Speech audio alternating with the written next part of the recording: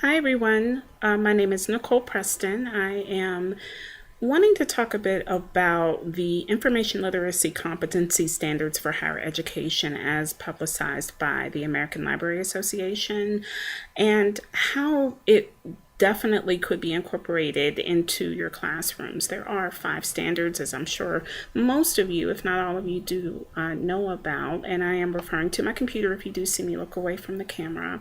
I wanted to definitely talk and focus a bit about the potential use within your individual classes of social media content curation.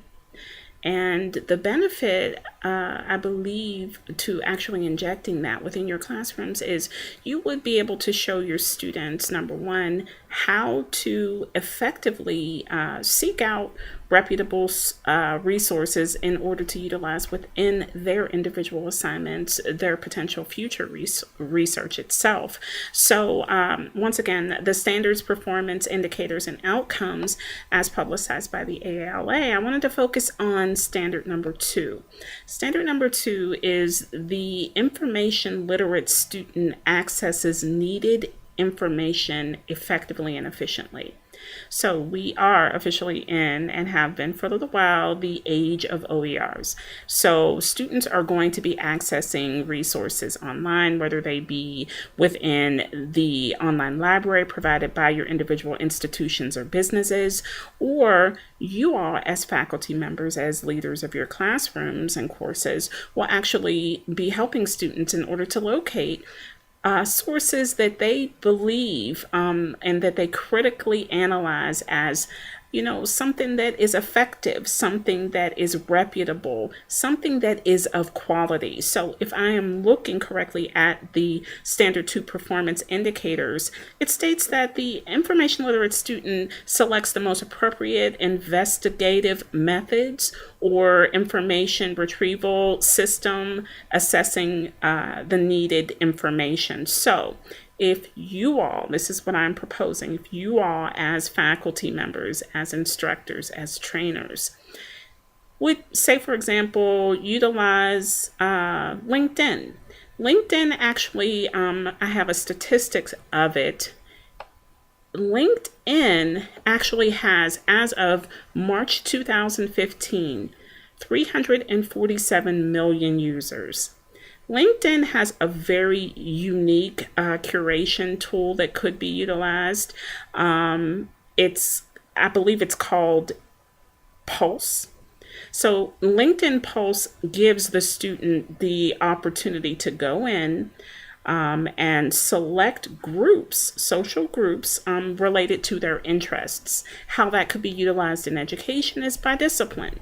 So if a student goes in and logs into LinkedIn Pulse, they will actually be able to find articles, internet articles, find journal articles that perhaps their peers or the other practitioners within that particular discipline have located, and they want to share with the rest of the users that have an online presence in LinkedIn Pulse. So I believe that is one particular way in which education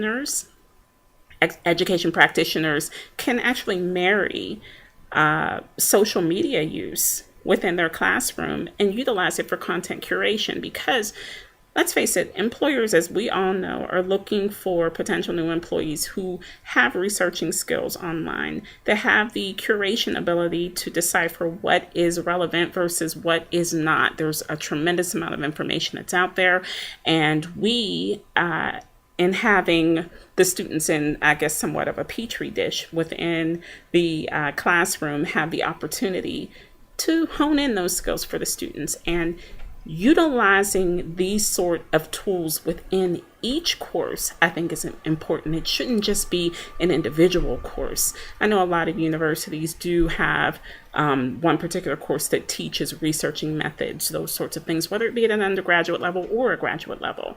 I believe that it would be beneficial in order to utilize something such as LinkedIn Pulse, being that there are so many users and your students more than likely have a LinkedIn profile, so they're familiar with the platform. So that way way, it's a win-win for the student as well as for you as faculty and the institution as a whole. Blogs are another way that could be explored within your classrooms as well. You all being the leaders, you could potentially create a blog and insert links that you find and you curate yourselves. So that way you can impart that sort of knowledge upon your students and also show them the way. So thank you for listening. And that is my proposal on information literacy and the marriage of social media and information literacy in the classroom.